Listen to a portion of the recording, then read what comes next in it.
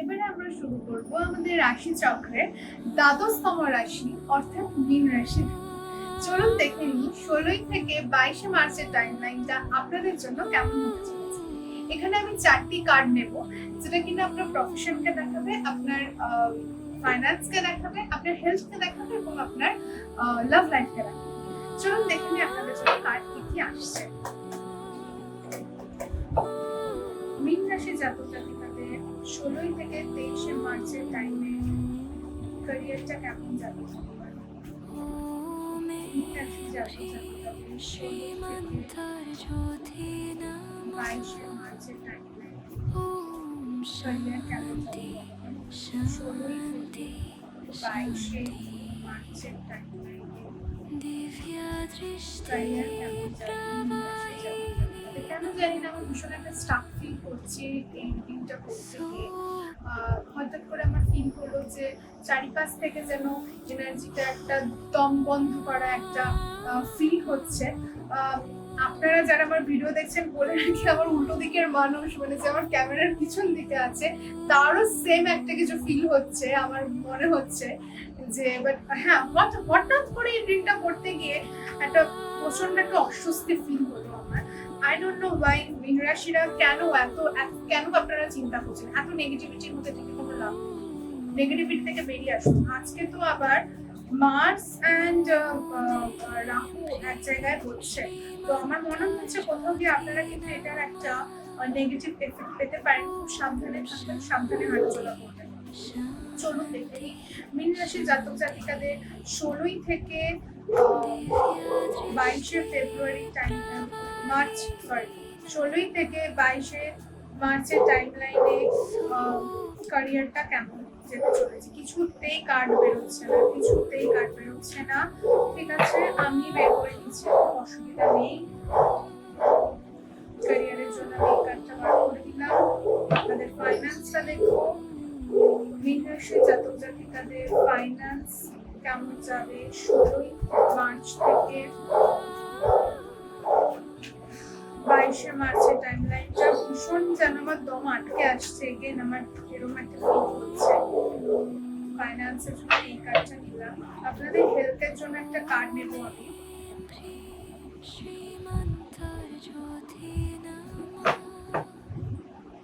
মীন রাশি জাতক জাতিকাদের 16 থেকে 22 মার্চের টাইমটাতে হেলথ কেমন যাবে, হেলথের জন্য আমি কার্ড পেয়ে গেছি। এবার আপনাদের লাভ লাইফের আমি একটা কার্ড নেব। মীন রাশি জাতক জাতিকাদের কেমন যাবে? ওকে লাভ লাইফেরও কার্ড আমরা পেয়ে গেছি। নিচে থেকেই উড়ে পড়েছে, আপনারা দেখতে পেয়েছেন। এখানে আমাদের দুখানা কার্ড এসছে অ্যাকচুয়ালি, ঠিক আছে আমরা নিয়ে নিলাম যেহেতু নিচে থেকে কার্ডটা এসছে। আর বটম অফ দ্য ডেকে আমরা দেখে নিই 5 অফ পেন্টিকলস। তাহলে কোথাও গিয়ে কিন্তু আমি এই এনার্জিটার সাথে কানেক্ট করছি না। এই 5 অফ পেন্টিকলস এ যদি আপনি ছবিটা খুব ভালোভাবে দেখেন, আপনি দেখতে পাবেন যে দুটো মানুষ যার মধ্যে একজন হাঁটতে পারে না, ঠিক আছে মানে লেংড়ে হাঁটছেন উনি, ঠিক আছে তার ঘর বাড়ি কিছু নেই, প্রচন্ড গরিব, প্রচন্ড স্নোফল হচ্ছে, ঠান্ডার মধ্যে বাড়ি ঘর কিচ্ছু নেই, খাবার দাবার কিচ্ছু নেই, টাকার কমতি, এরকম ভাবে যাচ্ছে আর একটুখানি লাইট আছে সেটার মধ্যে গরম নেওয়ার চেষ্টা করছে। ঠিক এই ফিলিংটাই কিন্তু আমি এই রিডিংটা করতে গিয়ে পাচ্ছিলাম, একটা দম বন্ধ করা একটা কষ্ট ফিল হচ্ছিল আমার। এখানে 2 অফ সোর্ডস এরও কার্ড আছে। কারো ক্ষেত্রে খুব ডিসিশন মেকিং এর একটা প্রবলেম হতে পারে আপনাদের, বুঝতে পারছেন না, ভীষণ একটা ইনডিসাইসিভ ফেজের মধ্যে আপনারা রয়েছেন। আশা করি কিছুটা হয়তো আপনাদের উপকার আমি করতে পারবো। চলুন দেখে নিই আপনাদের ক্যারিয়ারটা কেমন যাচ্ছে আর এই জায়গাটা থেকে কিভাবে বেরোতে হবে সেটা আমি রিডিংই বলে দিচ্ছি। ওকে চলুন, ক্যারিয়ারের দিক থেকে এসছে টেম্পারেন্সের কার্ড। আমার সামহাও মনে হচ্ছে যে আপনারা না খুব ব্যালেন্স করে চলবার চেষ্টা করছেন। সাডেনলি আপনাদের লাইফে এমন কিছু হয়েছে, সাডেন মানে আমি বলছি না যে খুব বড় কিছুই হতে হবে, ডাইরেক্টলি এনার্জি খুব ছোট এনার্জি খুব ক্যাচ করে নেয়। তো সাডেন কিছু হয়েছে, আপনাদের এটা ফিল হয়েছে যে না আমাকে এবার ওয়ার্ক লাইফ ব্যালেন্সটা করতে হবে, বা আপনারা অনেকে যেটা হঠাৎ করে ফিল পাচ্ছি যে কেউ কিন্তু কাজের ক্ষেত্রে প্রচন্ড পরিমাণে একটা পলিটিক্সের আপনারা শিকার হয়েছে, আপনারা মানুষ চাই না মানুষ পলিটিক্সের শিকার হয়েছে কিছু কিছু ক্ষেত্রে, তো আপনারাই একটুখানি পিএনপিসি করে জিনিসটা তৈরি করেছেন। এই জায়গাটা থেকে একটু বেরোতে হবে আপনাকে, আপনি নিজেও বুঝতে পারছেন যে এই জায়গাটা থেকে একটু বেরোতে হবে, একটু টেম্পারেন্স একটুখানি ব্যালেন্স করে চলতে হবে আপনাকে। তো আশা করি যে আপনি ব্যালেন্স করে চলতে পারবেন। আপনার ফাইন্যান্সটা আমি একটু দেখে নেব। Finance is the seven of cups.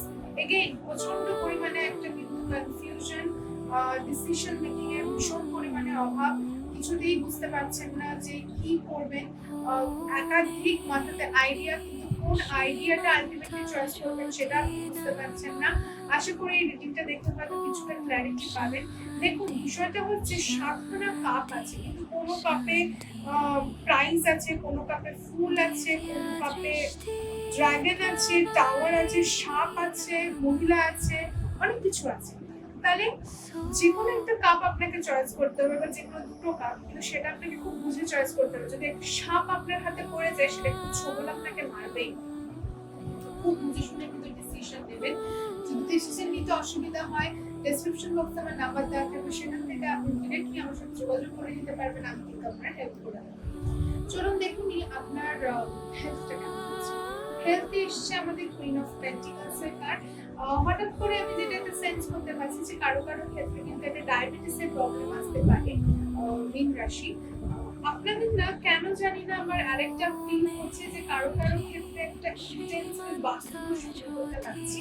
Recently হয়তো আপনারা কোনো জায়গা জমি কিনেছেন, বা কোনো একটা জায়গাতে আপনারা মুভ করেছেন, বা কোথাও আপনি আছেন যেখানে এনার্জিটা প্রচুর পরিমাণে স্টাক। বাস্তুদোষ মানে কিন্তু সবসময় ভুলভাবে এমন কোনো ব্যাপার নেই, মানে ভুলভাল ডিরেকশনে ভুলভাল জিনিস থাকলে সেটাতে বাস্তুদোষের ফর্মেশন করে, মানে সেখানে একটা নকারাত্মক একটা এনার্জি তৈরি হয়। তো আমার মনে হয় যে কোথাও একটা স্টাকনেসের মধ্যে আছেন আপনারা। হেলথ ওয়াইজ কার্ডটা ভালো এসছে, এগেইন আর্থ সাইন আছে, প্রচুর ইয়েলো আছে। আমার মনে হয় যারা যারা আপনারা একটু অ্যালকোহল খান, একটু অ্যালকোহল থেকে একটু দূরে থাকুন আপাতত, একটুখানি নিজের লিভারকে একটু টাইম দিন, একটু খাবার ডাইজেস্ট করার জন্য, একটু হিল হওয়ার জন্য। আর বেশি করে দেখুন এখানে প্রচুর গাছপালা আছে, শাকসবজি খান, লাল লাল ফল আছে এখানে, তাহলে লাল ধরনের ফল যেমন এখন তরমুজ ভালো পাবেন, এই ধরনের ফলগুলো খান, হলুদ ফল খান, ঠিক আছে? শাকসবজিটা বেশি করে খান।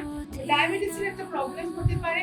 আমার আরেকটা জিনিস যেটা মনে হচ্ছে যে কারো কারো ক্ষেত্রে কিন্তু একটুখানি গাঁটের ব্যথাতে আপনারা একটু ভুগতে পারেন। আমার এটা একটা ফিল হলো যে গাঁটের ব্যথায় ভুগতে পারেন। আর আরেকটা জিনিস খুব স্পেসিফিক, কারো কারো ক্ষেত্রে কিন্তু একটা অ্যাক্সিডেন্টের সম্ভাবনা আছে। এগুলো কিন্তু আমার জেনারেলি আমার একটা সাইকিক রুটিন থেকে, এটা আমি সাইকিকলি আমি এটা আপনাদেরকে বলছি, এটা আমার ফিল হচ্ছে। একটু সাবধানে হাঁটাচলা করতে, দয়া করে একটু সাবধানে হাঁটাচলা করতে। রাতে ঘুমানোর সময়ও কিন্তু বেশি একটুখানি রেড মিট একটু কম অ্যাভয়েড করুন, হঠাৎ করে হার্ট অ্যাটাক হতে পারে, খুব সাবধান। লাভ লাইফটা আমরা ঘুরে বাবা, লাভ লাইফে দুটো কার্ড এসছে আমাদের, 9 of pentacles and 7 of swords. 9 of pentacles হচ্ছে সিঙ্গেল হুডের কার্ড, 7 অফ সোয়ার্ডস মানে হচ্ছে চিটিং এর কার্ড। আমার মনে হচ্ছে যে খুব বাজেভাবে আপনাদের কেউ কেটেছে, তাই যেই কারণে আপনারা আবার সেই সিঙ্গেল লাইফে আপনারা ফিরে এসেছেন। আর এই যে একটা ট্রমাটিক সিচুয়েশন, এটা আমার মনে হচ্ছে না যে দম আটকানো, সেটা তো এটা এনার্জি আছে, প্লাস এটারও এনার্জি আছে। প্রচন্ড পরিমাণে আপনার পিছনে উল্টোপাল্টা কথা বলে, আমি বললাম প্রথমে যেটা পলিটিক্স রয়েছে আপনার পিছনে, আপনার লাভ লাইফে হোক, আপনার প্রফেশনাল লাইফে হোক, কোথাও গিয়ে আপনার প্রফেশনাল লাইফটা ভীষণভাবে কিন্তু ওভারল্যাপ করছে আপনার লাভ লাইফের সাথে। আপনি নিজস্ব বুঝতে পারছেন কোথাও গিয়ে জায়গাগুলো থেকে বেরোনোর চেষ্টা করছেন, কিন্তু বিশ্বাস করুন গোড়ায় গন্ডগোল, আপনি আপনার জন্য খুব একদম গর্তটা ফেলে রেখেছেন আর কি। আপনার সামনে এখন যদি কেউ আসে নতুন করে কথা বলার, মনে রাখবেন সেটা আপনাকে রিসিভ করার জন্য আসছে। লোকে কিন্তু আপনার সামনে এক পিছনে এক, বি ভেরি কেয়ারফুল। আমি কিন্তু একটা ব্রেকআপের সিচুয়েশন দেখতে পাচ্ছি, বা আপনারা যদি দীর্ঘদিনের সম্পর্ক থাকে, পার্টনারের সব কথা বিশ্বাস করবেন না। সে কিন্তু এই মুহূর্তে একটু স্নিকি বিহেভিয়ার করতে পারে, সবসময় যে আপনার পিছনে প্রেমই করবে এমন কোনো ব্যাপার নেই। হয়তো আপনি যে কথাটা রেখে যাবেন সেই কথাটা না বলে আপনার মন ভরানোর মতো কোনো একটা কথা বলে পরে কি আপনি জানতে পারলেন যে সেটা আপনার পার্টনার ভুল বলেছে, এমন সিচুয়েশন হতে পারে সেখানে আপনার একটা ট্রাস্ট ব্রেক হবে, এই জিনিসও হতে পারে। বা কারো কারো ক্ষেত্রে কিন্তু থার্ড পার্টি সিচুয়েশন মানে কিন্তু এক্সট্রা অ্যাফেয়ার কিন্তু হতে পারে। ভেরি কেয়ারফুল, কাউকে চোখ বুজে বিশ্বাস করবেন না। এটা কলিযুগ মীন রাশি, আর আপনারা ভীষণ একটা নরম মনের একজন মানুষ। আর আমি বলছিলাম যে এই রিডিংটা করতে করতে আমি একটা রেমেডি দিয়ে দেবো। রেমেডি হিসেবে আমি বলবো যে দেখুন এখন মার্স আর রাহু কম্বিনেশন, মানে মঙ্গল আর রাহু কম্বিনেশন যেহেতু হয়েছে ট্রানজিটে, আপনারা কিন্তু মহামৃত্যুঞ্জয় মন্ত্র পাঠ করতে ভুলবেন না। ডেলি 21 বার বা 11 বার করে মহামৃত্যুঞ্জয় মন্ত্রটা পাঠ করবেন। আর একটা সবুজ রঙের রুমাল সবসময় আপনার সাথে রেখে। আশা করি আপনার রিডিংটা ভালো লেগেছে। কোনো যদি পার্সোনাল গাইডেন্সের প্রয়োজন থাকে ডেসক্রিপশন বক্সে আমার নাম্বার দেওয়া আছে, সেখান থেকে আপনি আমার সাথে ডিরেক্টলি যোগাযোগ করে নিতে পারেন। আমি কিন্তু সবসময় আপনাদের জন্য অ্যাভেলেবেল। আশা করি আপনারা ভালো থাকবেন, সুস্থ থাকবেন। দেখা হচ্ছে নেক্সট রিডিংয়ে। ততদিন